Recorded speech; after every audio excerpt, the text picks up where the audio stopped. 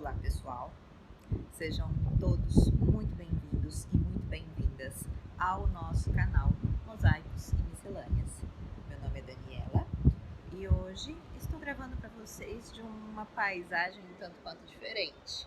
Só para vocês terem uma ideia, olha o que tem ali ao fundo. Estamos agora falando diretamente do Ceará. Uma oportunidade surgiu, saímos de São Paulo e viemos para cá para administrar essa pousada. Então, se estiverem férias no Ceará, estamos do ladinho de Fortaleza, numa cidade chamada Caucaia, na pousada Magia do Icaraí. Vai ser um prazer recebê-los aqui. Chega de jabá, vamos ao que interessa, que é o capítulo final da leitura do livro Percy Jackson e o Ladrão de Raios. Vamos lá? Capítulo 22. A profecia se cumpre. Fomos os primeiros heróis a retornar vivos à colina meio-sangue, desde Luke. Portanto, é claro que todos nos trataram como se tivéssemos ganho algum prêmio de reality show na TV. De acordo com a tradição do acampamento, usamos coroas de louros e um grande banquete preparado em nossa honra. Depois, lideramos um cortejo até a fogueira, onde queimamos as mortalhas que tinham sido feitas para nós na nossa ausência. A mortalha de Annabeth era lindíssima, seda cinzenta com corujas bordadas, e eu disse que era uma pena não poder enterrá-la com ela. Ela me deu um soco e me mandou calar a boca. Por ser filho de Poseidon, eu não tinha nenhum companheiro de chalé, e assim o chalé de Ares se ofereceu para fazer a minha mortalha. Eles pegaram um lençol velho e pintaram carinhas sorridentes nas bordas, com XX no lugar dos olhos, e a palavra perdedor em tamanho realmente grande no meio. Foi divertido queimá-la. Enquanto o chalé de Apolo liderava a cantoria e passava guloseimas, fui rodeado pelos meus companheiros do chalé de Hermes, pelos amigos de Annabeth e de Atena e pelos colegas sátiros de Groover, que estavam admirando a licença de buscador nova em folha que ele recebera do Conselho dos Anciãos de Casco Fendido. O Conselho chamara o desempenho de Groover na missão de bravo a ponto de dar indigestão. Chifres e barba acima de tudo o que já vimos no passado. Os únicos que não estavam com um espírito festivo eram Clarice e seus companheiros de chalé, cujos olhares venenosos me diziam que jamais me perdoariam por envergonhar o pai deles. Por mim, tudo bem. Até mesmo o discurso de boas-vindas de Dionísio foi insuficiente para abafar o meu bom humor. Sim, o molequinho não se deixou matar e agora vai ficar ainda mais presunçoso.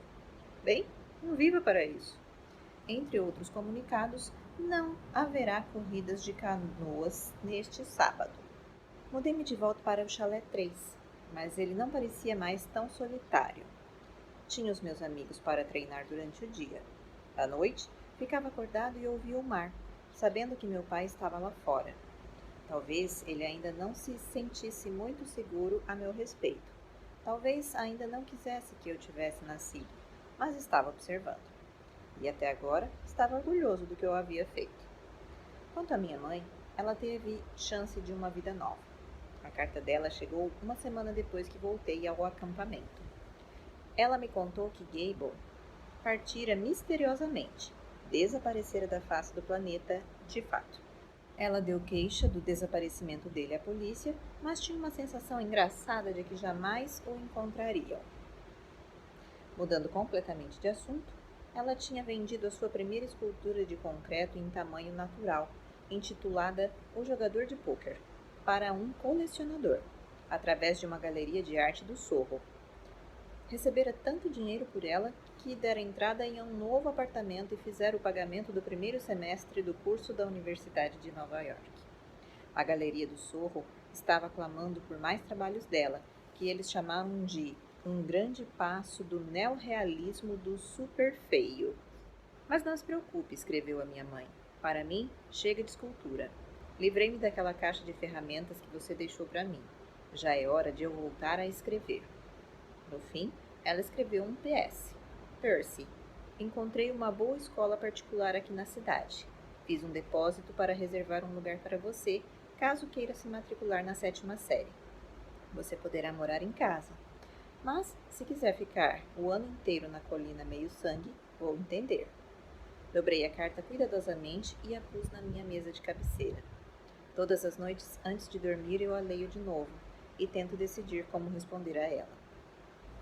No 4 de julho, o acampamento inteiro se reuniu na praia para um espetáculo pirotécnico por conta do Chalé 9. Como filhos de Hefesto, não iriam se contentar com explosões comuns em vermelho, branco e azul. Eles ancoraram uma barcaça longe da costa e a carregaram com foguetes do tamanho de mísseis Patriot. De acordo com Annabeth, que tinha visto o espetáculo antes, as explosões seriam tão bem sequenciadas que pareceriam quadros de animação no céu.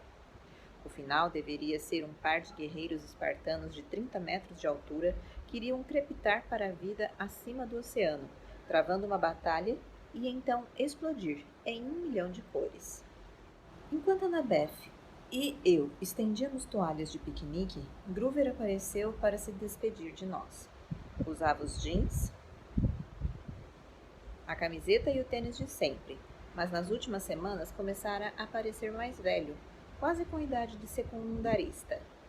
Seu cavanhaque ficara mais espesso, ganhara peso. Seus chifres haviam crescido pelo menos 3 centímetros, de modo que agora tinha que usar o seu boné Rastafari o tempo todo para passar por ser humano. Estou de partida, disse ele. Vim só dizer. Bem, vocês sabem. Tentei me sentir feliz por ele. Afinal, não era todo dia que um sátiro conseguia permissão para procurar o grande deus Pan. Mas era difícil dizer adeus. Eu só conhecia Groover fazia um ano, e, no entanto, ele era o meu melhor amigo mais antigo. Annabeth deu-lhe um abraço. Ela lhe disse para usar sempre os seus pés falsos. Perguntei-lhe onde iria procurar primeiro. Tipo, segredo, disse ele, parecendo embaraçado. Gostaria que vocês pudessem vir comigo, mas seres humanos e Pan... A gente entende, disse Annabeth. Você tem latas suficientes para a viagem? Sim. E se lembrou das suas flautas de bambu? Puxa, Annabeth, resmungou ele. Você parece uma velha mamãe cabra. Mas ele não pareceu aborrecido de verdade. Ele agarrou sua bengala e jogou uma mochila por cima dos ombros. Parecia um caroneiro desses que se vê nas estradas, nada parecido com o menino baixinho que eu costumava defender dos valentões da academia Yancey. Bem, disse ele, desejem-me boa sorte. E deu outro abraço em Annabeth. Bateu no meu ombro e então retornou através das dunas. Fogos de artifício explodiram acima de nós. Hércules matando o leão da Nemeia, Ártemis perseguindo o javali, George Washington, que aliás era um filho de Atena, cruzando o rio Delaware. Ei, Groover, chamei. Ele se voltou à margem do bosque. Aonde quer que esteja indo, espero que façam boas enxilhadas. Groove sorriu e se foi, a árvore se fechando em volta dele. Nós o veremos de novo, disse Annabeth. Tentei acreditar nisso. O fato de que nenhum buscador jamais voltara em 2000 anos... Bem, decidi não pensar nisso. Groover ia ser o primeiro. Tinha que ser. Julho se foi. Eu passava os meus dias bolando novas estratégias para a captura da bandeira e fazendo alianças com os outros chalés para manter o estandarte fora das mãos de Ares. Cheguei até o topo da parede da escalada pela primeira vez sem ser tostado pela lava. De tempos em tempos, eu passava pela casa grande, dava uma olhada nas janelas do sótão e pensava no oráculo. Tentei convencer a mim mesmo que a sua profecia se completara. Você deve ir para o oeste e enfrentar o Deus que se tornou desleal. Estive lá, fiz isso, mesmo que no fim o Deus traidor fosse Ares e não Hades. Você deve encontrar o que foi roubado e devolver em segurança. Confere.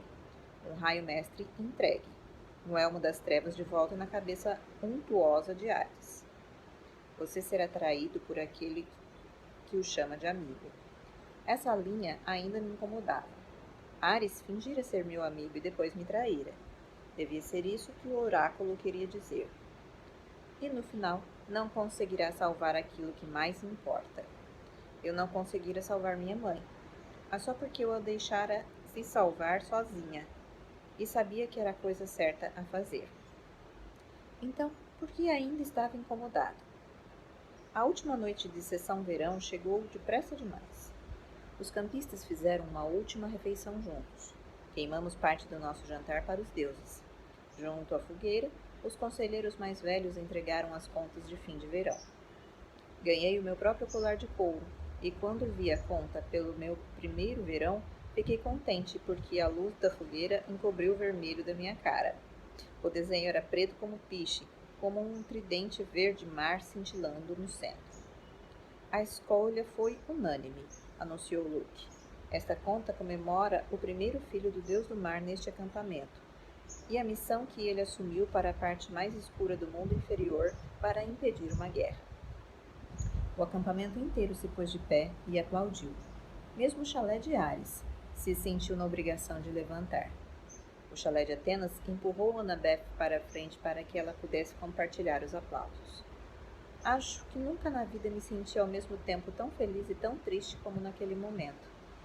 Finalmente encontrar uma família, gente que se preocupava comigo e achava que eu tinha feito alguma coisa de modo certo. E pela manhã, a maior parte deles ficaria fora o resto do ano. Na manhã seguinte, encontrei uma carta padronizada na minha mesa de cabeceira. Soube que deveria ter sido preenchida por Dionísio, pois ele insistia teimosamente em errar o meu nome. Caro Peter Johnson. Se você pretende permanecer no acampamento meio-sangue o ano inteiro, precisa informar a Casa Grande até o meio-dia de hoje. Caso não anuncie suas intenções, presumiremos que você vagou o seu chalé ou morreu de uma morte horrível. Arpias da limpeza começarão seu trabalho ao pôr do sol. Elas estarão autorizadas a comer qualquer campista não registrado. Todos os artigos pessoais deixados para trás serão incinerados no poço de lava. Tenha um bom dia. Senhor D. Dionísio. Diretor do acampamento, Conselho Olimpiano número 12. Essa é mais uma questão de transtorno do déficit de atenção. Os prazos simplesmente não existem para mim, até que eu não tenha mais jeito. O verão acabara e eu ainda não havia respondido para minha mãe, nem para o acampamento, se iria ficar. Agora tinha apenas algumas horas para decidir. A decisão tinha tudo para ser fácil. Quer dizer, 9 meses treinando para ser herói ou 9 meses sentado numa sala de aula.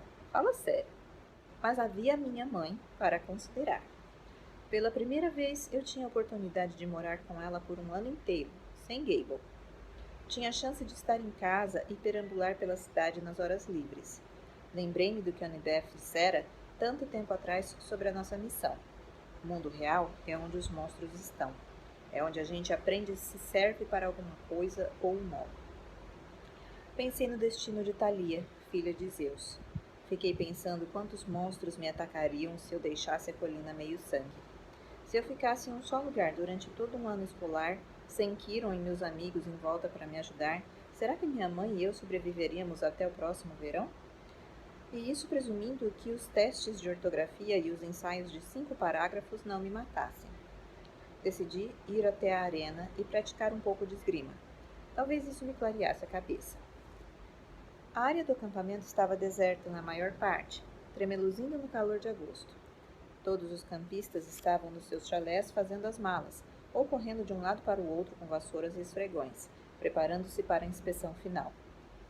Argos estava ajudando algumas filhas de Afrodite a carregar suas malas e estojos de maquiagem, Gucci, para o outro lado da colina, onde o ônibus do acampamento estaria esperando para levá-las ao aeroporto. Não pense em partir ainda, disse para mim mesmo. Apenas treine. Cheguei à arena dos espadachins e descobri que Luke tivera a mesma ideia. Sua sacola estava jogada na beira da arena. Ele estava treinando sozinho, investindo violentamente contra bonecos com uma espada que eu nunca tinha visto antes. Devia ser uma espada toda de aço, pois decepava de um golpe só as cabeças dos bonecos e atravessava com estocadas as suas tripas recheadas de palha. Sua camisa laranja de conselheiro pingava de suor. A expressão dele era tão intensa que dava para pensar que sua vida estava realmente em perigo. Eu assisti, fascinado, enquanto ele destripava toda a fileira de bonecos, cortando fora os membros e basicamente os reduzindo a uma pilha de palha e armaduras. Eram apenas bonecos, mas ainda assim eu não podia deixar de ficar assombrado com a habilidade de Luke. O cara era um guerreiro incrível. Aquilo me fez pensar novamente como ele podia ter falhado em sua missão.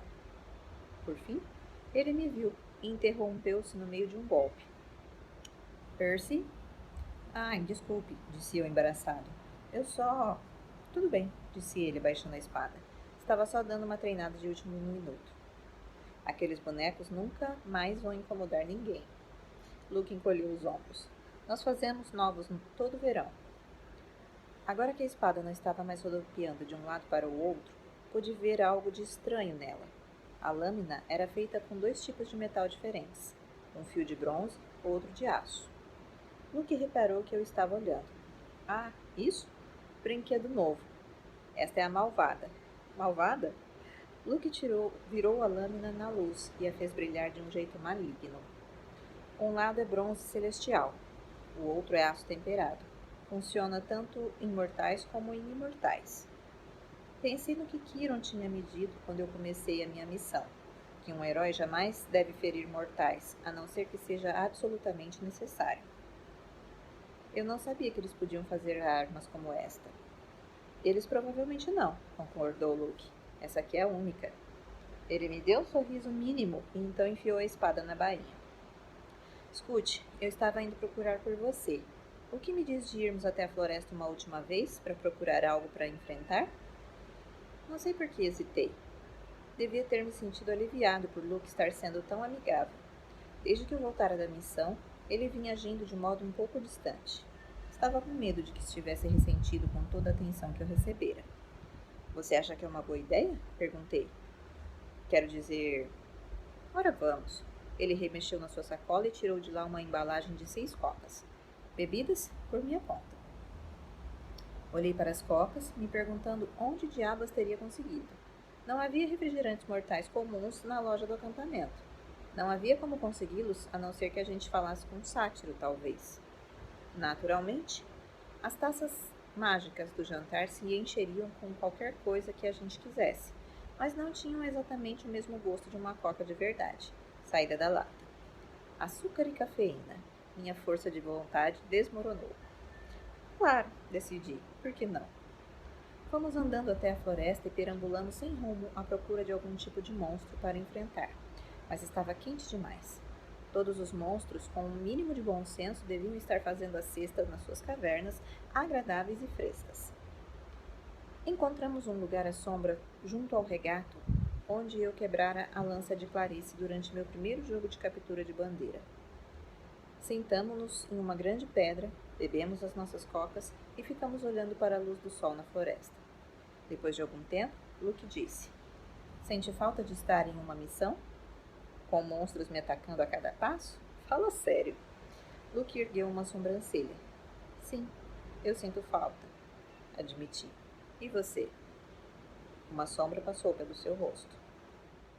Eu estava acostumado a ouvir as meninas dizerem como Luke era bonito, mas naquele momento ele me pareceu cansado, zangado e nem um pouco bonito.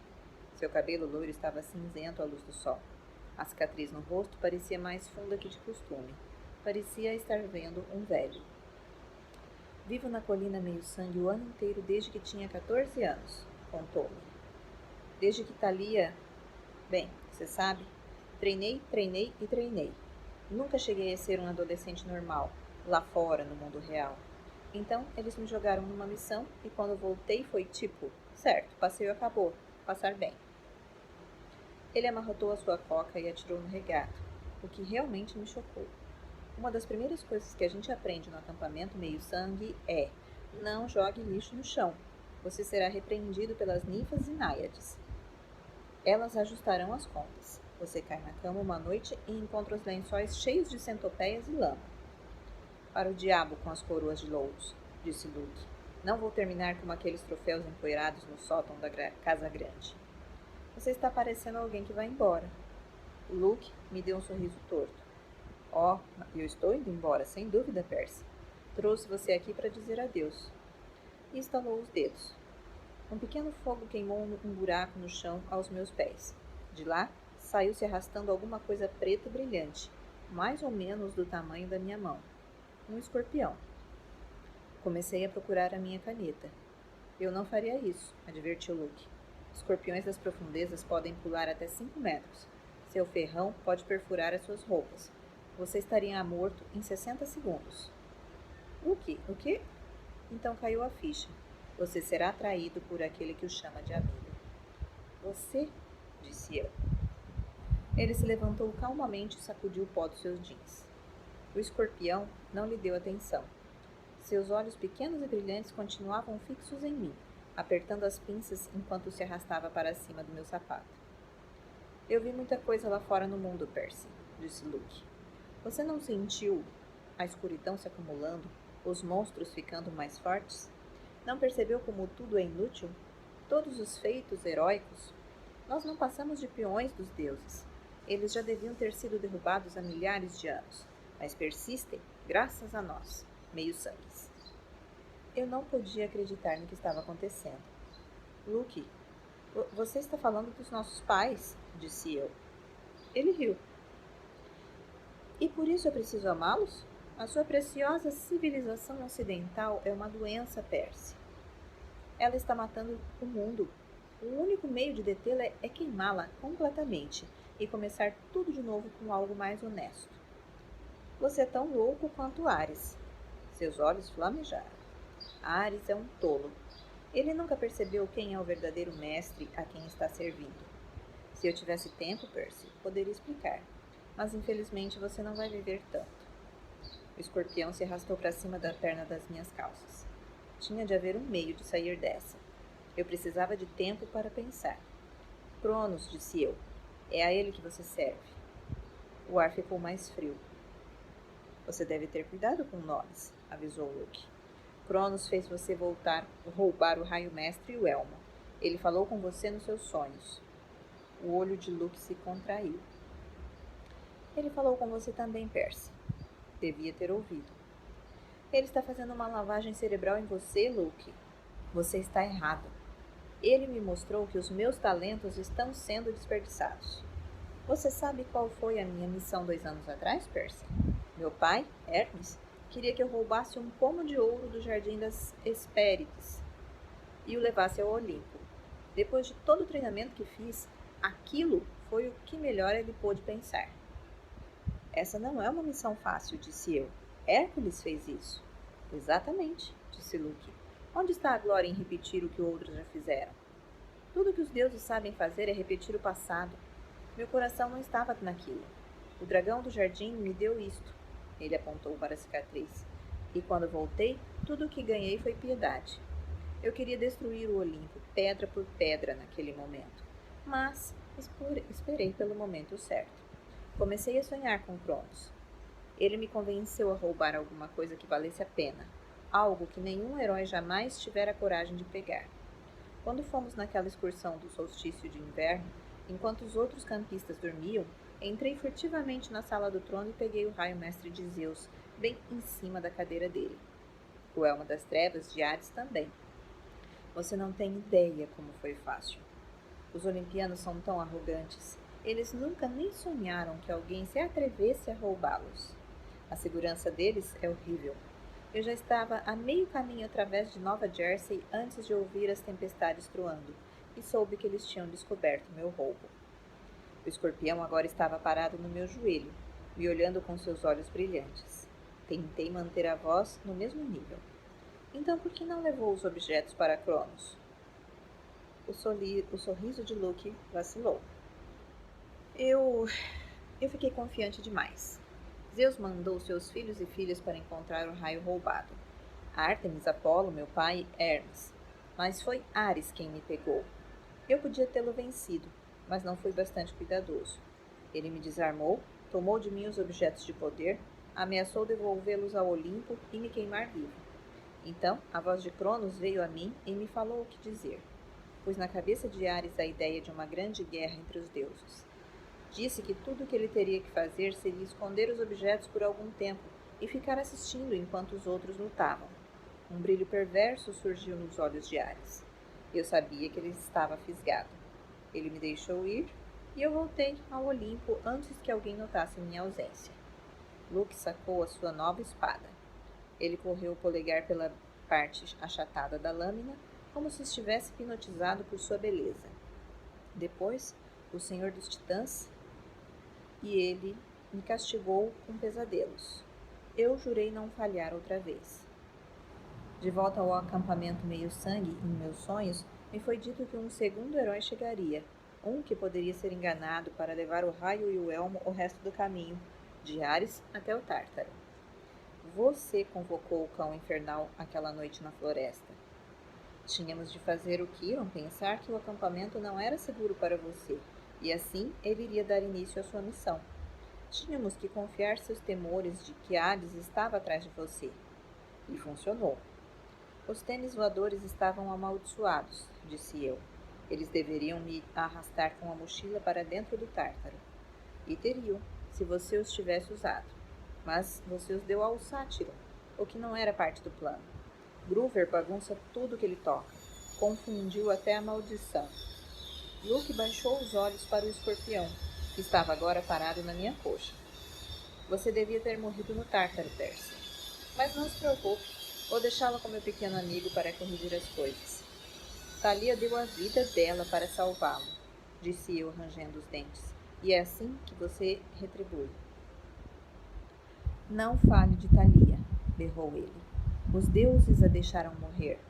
Essa é uma das muitas coisas pelas quais eles pagarão. Você está sendo usado, Luke. Você e Ares, os dois, não dê ouvidos a Cronos. Eu estou sendo usado. A voz de Luke ficou estridente. Olhe para você mesmo. O que seu pai já fez por você? Cronos se erguerá. Você apenas retardou os seus planos. Ele irá lançar os Olimpianos no Tártaro e mandará a humanidade de volta para as cavernas. Todos, menos os mais fortes, aqueles que o servem. Chame de volta seu bicho rastejante, disse eu. Se você é tão forte, lute comigo você mesmo. Luke sorriu. Boa tentativa, Percy. Mas eu não sou Ares. Você não pode me engambelar. Meu senhor está esperando e ele tem muitas missões para mim. Luke, adeus, Percy. Uma nova idade de ouro está chegando. E você não será parte dela. Ele traçou um arco com a espada e desapareceu numa onda de escuridão. O escorpião deu o bote. Eu joguei de lado com a mão e destampei a espada. A coisa pulou em cima de mim e eu a cortei ao meio, no ar. Estava a ponto de me congratular quando olhei para minha mão. Na palma havia um enorme vergão vermelho, que destilava uma secreção amarela e fumegante. A coisa me pegara, afinal. Meus ouvidos latejavam. Minha vista ficou embaçada. A água, pensei. Ela já me curara antes. Cambaleei até o regato e mergulhei a mão. Mas nada pareceu acontecer. O veneno era forte demais. Minha visão estava escurecendo. Eu mal conseguia ficar em pé. 60 segundos, Luke me dissera. Eu tinha de voltar ao acampamento. Se desmaiasse aqui, meu corpo seria o jantar de algum monstro. Ninguém jamais saberia o que aconteceu. Minhas pernas pareciam feitas de chumbo. Minha testa queimava. Foi cambaleando até o acampamento e as ninfas despertaram de suas árvores. Socorro! Grasnei. Por favor. Duas delas seguraram os meus braços e me puxaram para a frente. Lembro-me de chegar até a clareira, de um conselheiro gritando por ajuda, de um centauro tocando uma trombeta de concha. Então, tudo escureceu. Acordei com um canudinho na boca. Estava bebendo alguma coisa que tinha gosto de biscoitos de flocos de chocolate líquido. Néctar. Abri os olhos. Estava reclinado na cama no quarto de doentes da casa grande, a mão direita enfaixada como um pedaço de pau. Argus montava a guarda no canto. Annabeth estava sentada ao meu lado, segurando o copo de néctar e enxugando a minha testa com uma toalha. Aqui estamos nós outra vez, disse eu. Seu idiota, disse Annabeth. E foi como eu percebi que ela estava radiante por me ver consciente. Você estava verde e ficando cinzento quando o encontramos. Se não fosse o tratamento de Quirón... Vamos, disse a voz de Quirón. A constituição de Percy merece parte do crédito. Ele estava sentado perto do pé da minha cama em forma humana, e foi por isso que eu não o notara antes. Sua parte inferior estava magicamente compactada na cadeira de rodas, e a parte superior usava um casaco e gravata. Ele sorriu, mas seu rosto parecia cansado e pálido, como quando passava a noite em claro corrigindo provas de latim. Como está se sentindo? Perguntou, como se as minhas entranhas tivessem sido congeladas e depois assadas no micro-ondas. Apropriado, considerando que foi o veneno de escorpião das profundezas. Agora você tem que me contar, se puder, exatamente o que aconteceu. Entre goles de néctar, contei-lhes a história. O quarto ficou em silêncio por um longo tempo. Eu não posso acreditar que Luke... A voz de Annabeth vacilou. Sua expressão ficou zangada e triste. Sim, eu posso acreditar. Que os deuses o amaldiçoem. Ele nunca mais foi o mesmo depois da sua missão. Isso deve ser relatado ao Olimpo, murmurou Quiron. Irei imediatamente. Luke está lá fora agora, disse eu. Preciso ir atrás dele. Quiron sacudiu a cabeça. Não, Percy, os deuses nem mesmo falam sobre Cronos, disparei. Zeus declarou o assunto encerrado. Percy, eu sei que é difícil, mas você não deve correr atrás de vingança. Você não está preparado. Eu não gostei, mas parte de mim suspeitava que Quiron estava certo. Bastava uma olhada para minha mão e dava para ver que não haveria lutas de espada tão cedo. Quiron, a sua profecia do oráculo era sobre Cronos, não era? E eu estava nela? E Annabeth? Quiron olhou nervosamente para o teto. Percy, não cabe a mim. Você recebeu ordens de não falar comigo sobre isso, não foi? Seus olhos eram solidários, mas tristes. Você será um grande herói, criança. Darei o melhor de mim para prepará-lo. Mas se estou certo, quanto ao caminho à sua frente, o trovão ribombou acima, chacoalhando as janelas. Está certo, gritou Quiron. Perfeito. Ele suspirou com frustração. Os deuses têm suas sanções, Percy. Saber demais sobre o seu próprio futuro nunca é uma coisa boa. Não podemos simplesmente ficar sentados sem fazer nada, disse eu.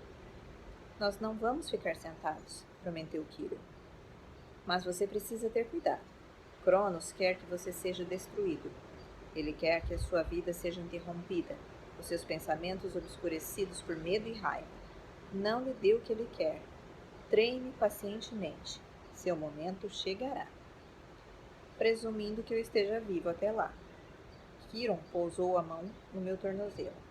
Você terá de confiar em mim, Percy. Você viverá. Mas primeiro precisa decidir seu caminho para o próximo ano. Não posso dizer a você qual é a escolha certa. Tive a impressão de que ele tinha uma opinião muito bem definida e estava usando toda a sua força de vontade para não me aconselhar. Mas você precisa decidir se vai ficar no acampamento meio-sangue o ano inteiro ou se vai voltar ao mundo mortal para a 7ª série e ser um campista de verão. Pense nisso. Quando eu voltar do Olimpo, você terá de me contar sua decisão. Eu quis protestar. Quis lhe fazer mais perguntas, mas sua expressão me disse que não haveria mais discussão.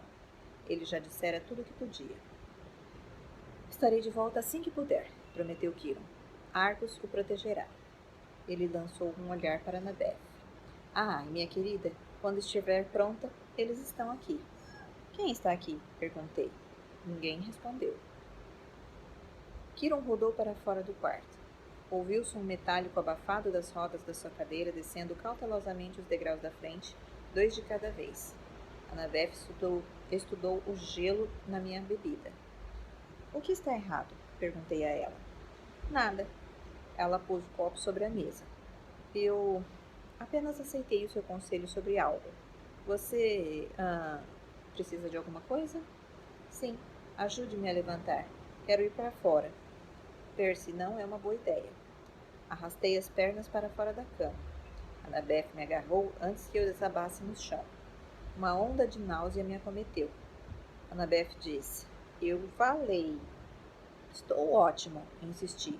Eu não queria ficar deitado na cama como um inválido enquanto Luke estava lá fora planejando destruir o mundo ocidental. Consegui dar um passo para a frente, depois outro, ainda me apoiando pesadamente em Annabeth. Argos me seguiu para fora, mas manteve distância. Quando chegamos à varanda, meu rosto estava molhado de suor. Meu estômago se contorcia em nós, mas eu conseguia ir até a cerca. Estava anoitecendo. O acampamento parecia completamente deserto. Os chalés estavam escuros e a quadra de vôlei silenciosa. Nenhuma canoa cortava a superfície do lago. Além dos bosques e dos campos de morango, o estreito de Long Island brilhava como os últimos raios do sol. O que você vai fazer? Perguntou Menebeth. Eu não sei. Disse a ela que tinha a sensação de que Kiron queria que eu ficasse o ano inteiro, para ter mais tempo de treinamento individual, mas eu não tinha certeza de que era isso que eu queria. Porém, admiti que me sentia mal por deixá-la sozinha, com Clarice por companhia. Annabeth apertou os lábios e então disse baixinho: Eu vou passar o ano em casa, Percy. Eu olhei para ela. Você quer dizer com seu pai? Ela apontou para o cume da colina meio-sangue. Junto ao pinheiro de Thalia, bem no limite das fronteiras mágicas do acampamento, havia uma família em silhueta. 2 crianças pequenas, uma mulher e um homem alto de cabelos loiros. Pareciam estar aguardando. O homem segurava uma mochila parecida com a que Annabeth pegara no parque aquático em Denver.